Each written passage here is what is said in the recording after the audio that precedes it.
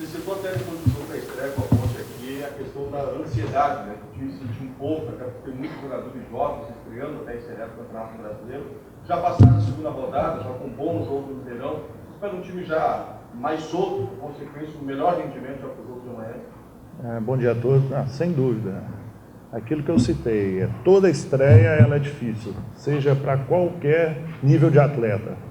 Eu tive a felicidade de participar de uma Copa do Mundo e todo mundo sentiu na estreia, Libertadores, Copa São Paulo, e não seria diferente com o time mais novo, né, do Brasil, o elenco mais novo em termos de experiência de Campeonato Brasileiro de Série A. E após o jogo da Ponte, já na representação eu falei com eles, olha, acabou, né, já passou o que tinha que passar, fizemos o segundo tempo até bem melhor do que o primeiro, contra a Ponte, agora vamos lá para o Mineirão para a gente jogar e ganhar, né? Um resultado ruim para a gente seria um empate. Isso eu falei na terça já para eles. Claro que a gente não divulga, que são coisas internas, respeitando todos os adversários. E é assim que a gente tem que proceder durante o campeonato. É um grupo jovem, mas é um grupo que tem um nível de concentração e uma fome, aquilo que foi até debatido antes do jogo do Cruzeiro, impressionante. Eu citei dois nomes que são Eli Carlos e o Rafael Moura, são jogadores com mais de 100 jogos, aliás, os únicos com mais de 100 jogos na nossa equipe que disputou o Brasileiro, são os caras que estão com nível de ansiedade e a entrega deles é a mesma do Hermel, do Queiroz. O mesmo exemplo que o Queiroz e o Hermel têm, os dois estão se entregando nos jogos, nos treinamentos. Então, esse time, ele me satisfaz muito nesse sentido, eles saberem o que eles querem, eles sabem a necessidade e essa oportunidade que é disputar um brasileiro pelo Figueirense, e eu tenho certeza que não só o jogo do Cruzeiro, mas como todos os jogos, cada metro de campo a gente vai disputar realmente para valer. E respondendo agora, definindo a sua pergunta, com certeza a gente vai entrar eu não vou dizer mais leve, mas nós vamos já esquecer a ansiedade da estreia e jogar o jogo por si só. Isso pelo rendimento do time, você repete a equipe ou você tem alguma baixa ali, ou você pode modificar a volta do Hermel no ataque, ou você pretende deixar o Queiroz nessa função? Não, os jogadores que entraram bem, todos os três entraram bem dentro da sua função, o Ortega numa função mais de posicionar o time e manter a posse de bola naquele momento. O Cruzeiro tinha empatado, né? O Hermel realmente para dar um fôlego maior e também puxar aqueles contra-ataques, e depois o Dudu também que entrou bem. Isso a gente vai ganhando sempre as opções. Eu ainda não defini, a gente pode trocar sempre alguma coisa ou outra, né? Eu defino hoje, mas o mais importante é que todos eles saibam da forma que a gente joga, como a gente joga e que todos eles tenham condição.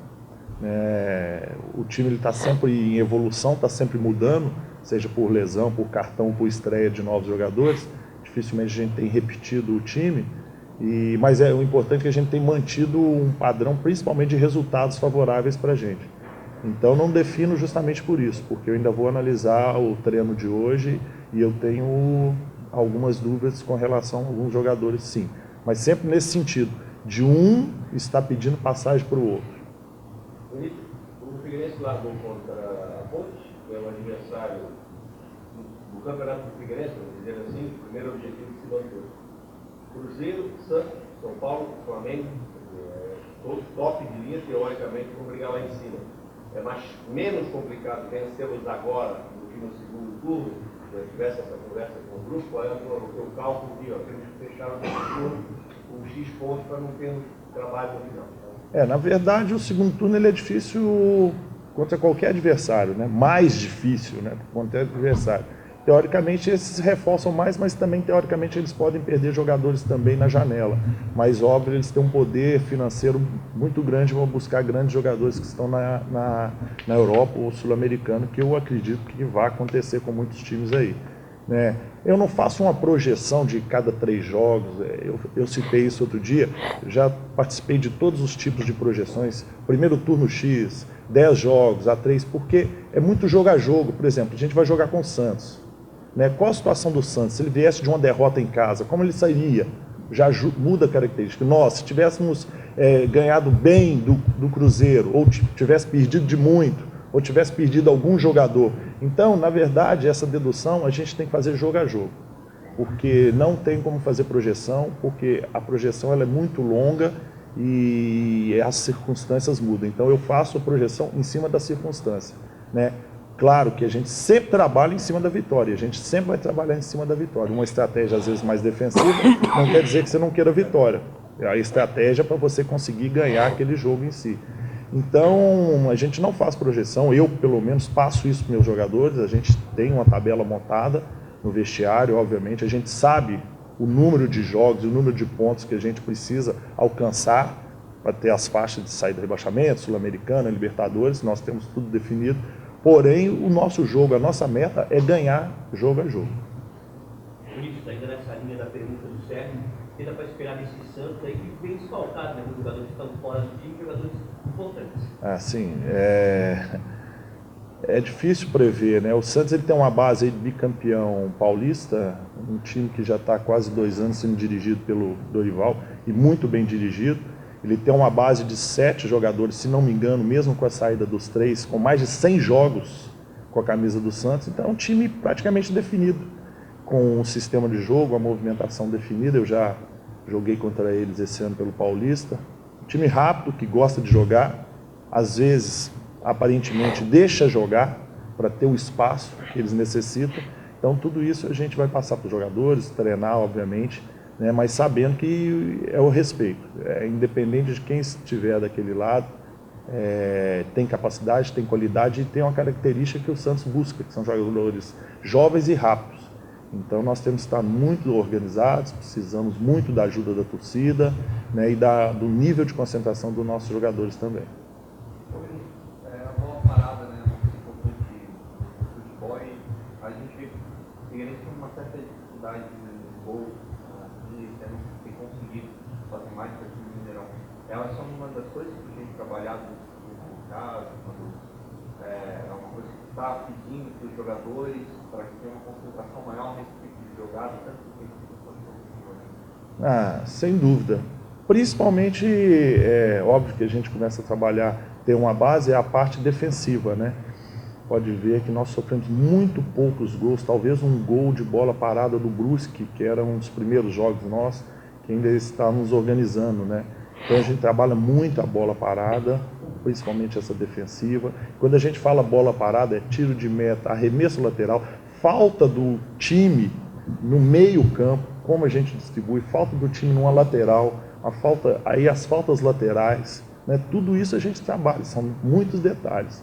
E também a parte ofensiva, um arremesso lateral nosso, né, uma falta do meio campo, tudo isso a gente tem trabalhado. Um pouco menos ofensivamente, porque com a sequência agora de jogos, você não pode se desgastar muito aquele jogador que fica batendo 10, 15 bolas ali, porque realmente força muito, né?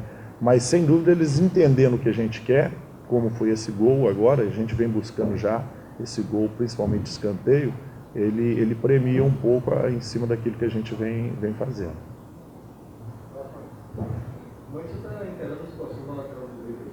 Foi contratado um cara que era função, diferente do Alair, que sabe que vai estar um bom tempo sem jogar, mas ao mesmo tempo que ele injeta, a gente vai se adaptando, né? Vai ganhando ritmo no setor.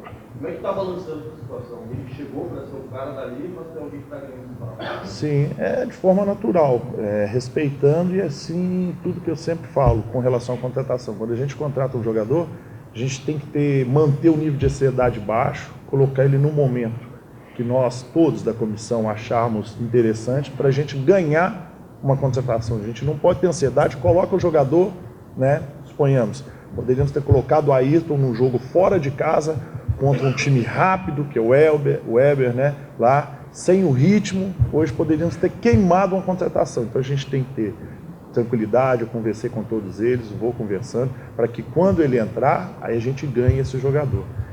Naturalmente, pode haver uma troca natural, um jogador mais da função, muito mais experiente, né? E é interessante, ontem a gente estava conversando e debatendo nossa primeira reunião da semana com a comissão técnica, justamente isso. Se nós analisarmos a atuação do Jefferson no jogo contra o Camboriú, né, que todo mundo criticou, realmente ele não foi E agora as atuações dele é sequência, é confiança, é instrução, né? Então a gente não pode desistir nunca do jogador. A obrigação do treinador e da comissão, do clube, é não desistir nunca do jogador, para que ele possa melhorar. E quem quer que seja que entre hoje, ou o Ayrton, ou o Jefferson, hoje a gente tem essa tranquilidade de ter uma boa opção ali. Eu acho que isso é importante para o brasileiro. Olhar para o banco, olhar para o elenco e falar, ó, quem quer que jogue, a gente tem certeza que vai dar conta do recado. Vinícius, você falou que tem alguns jogadores pedindo passagem, você disse que tem algumas dúvidas aí. Quem seriam esses jogadores? Os que estão aí efetivamente nesse grupo, nosso grupo ainda está pequeno, essa semana nós recebemos mais 3, né, com a chegada do Erley hoje, está previsto, vai fazer os exames, mas já foi praticamente divulgado. Esses jogadores estão entrando bem e a gente mantém esse nível de competitividade. Hoje, mesmo dentro do próprio treino, eu sempre vou revezar 2, 3 para que eles estejam sempre competindo no bom sentido, saibam que amanhã podem jogar, a gente, claro, conversa com um com o outro, para estar todo mundo com o sistema de alerta ligado, né? Não tem um jogador específico assim nesse caso, mas principalmente esse grupo aí de 15, 16 está participando mais, né? Porque o nosso grupo ainda está pequeno. O que falta para o Ortega ser, na prática, o que foi anunciado na teoria? O Ortega é um jogador que... Eu vou dar um exemplo, eu vou prolongar a minha resposta, mas depois vocês resumem. O Atlético Paranaense jogou uma Libertadores em 2005 contra o Atlético Nacional da Colômbia. Tinha um jogador que chamava Ferreira, fantástico. Jogamos 3, 4 vezes, seleção colombiana. Depois disso ele foi observado pelo Atlético Paranaense por mais de um mês e trouxemos o Ferreira. Os 3 primeiros meses o Ferreira não ficou no banco do Atlético Paranaense e muita gente questionou.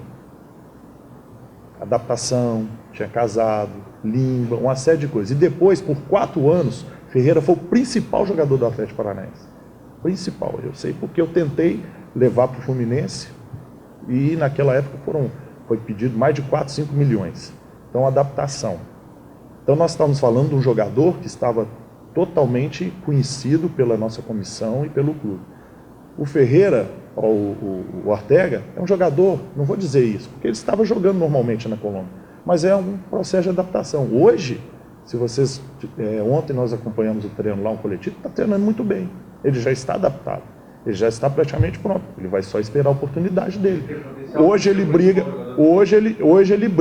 com o Jocinei, briga com o Dodô, briga com o Badi, por aquela meia, pelo meio campo. É uma briga boa.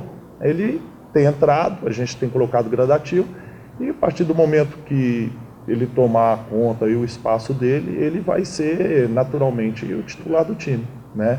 E aí, como é um time em formação, Sérgio, naturalmente as peças, uma ou outra, vão se destacar mais dentro da sua qualidade, dentro da sua importância no sistema, né?